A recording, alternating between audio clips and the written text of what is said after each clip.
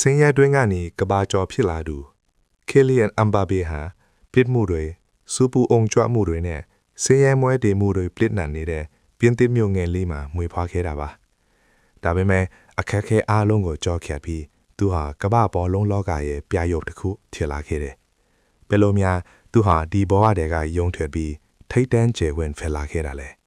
ဒါကတော့ကီလီယန်အမ်ဘာဘေရဲ့ဘဝဇာတ်ကြောင်းအပြည့်အစုံပဲဖြစ်ပါတယ်ကံကြမ္မာရဲ့အစ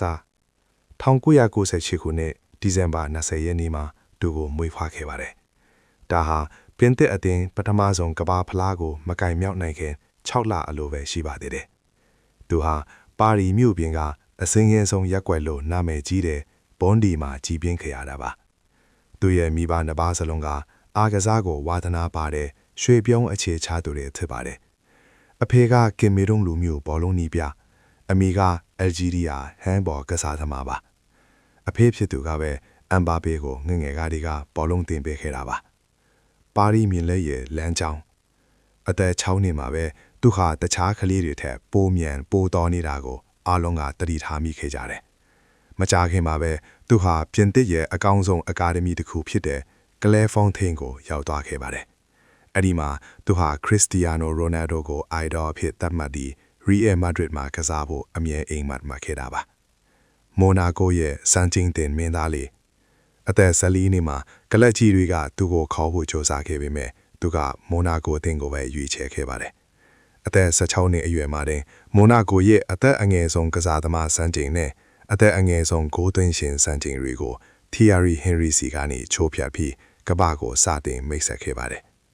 ပါရီရဲ့ဘူယန်တစ် PSG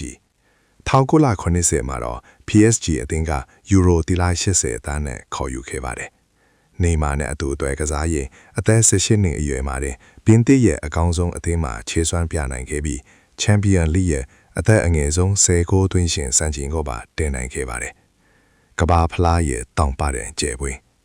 1918ကမ္ဘာဖလားမှာတော့အမ်ဘာဘေဟာကမ္ဘာအဆင့်ဖြစ်ကြောင်းသက်သေပြခဲ့ပါတယ်။အာဂျင်တီးနားနဲ့ပွဲမှာမက်ဆီရဲ့အသင်းကိုအလဲထိုးခဲ့ပြီးအသက်19နှစ်အရွယ်နဲ့ကမ္ဘာဖလားပိုလူပွဲမှာဂိုးသွင်းနိုင်တဲ့ပေလေပြီးရင်ဒုတိယမြောက်လူငယ်ကစားသမားဖြစ်လာခဲ့ပါတယ်။ကမ္ဘာချန်ပီယံဖြစ်ခဲ့တဲ့အတွက်ရတဲ့စူချေခွေ၄သိန်းလုံးကိုလည်းသူဟာသူ့ရဲ့ခက်ခဲတဲ့ဘဝဟောင်းကိုမမေ့ပဲပရဟိတကိုလူဒန်းခဲ့ပါတယ်။အသေးကွဲရတဲ့အခိုက်အတန့်များအောင်မြင်မှုတွေကြားမှာလည်းနာကျင်မှုတွေရှိခဲ့ပါတယ်။ချန်ပီယံလိပိုလူပွဲမှာရှုံးနိမ့်ခဲ့တာယူရိုဖလိုင်းပွဲမှာပင်နတီလွဲချော်ခီဝေဖန်ခံရတာတွေဟာသူ့အတွက်အကြီးမားဆုံးစိန်ခံမှုတွေဖြစ်ခဲ့ပါတယ်။ဒါပေမဲ့သူဟာထိတ်တန့်ကစားသမားပြီးပုံမိုတန်းမစွာနဲ့ပြန်လာနိုင်ခဲ့ပါတယ်။တာမာရင်စာချုပ်နဲ့တောင်တရီ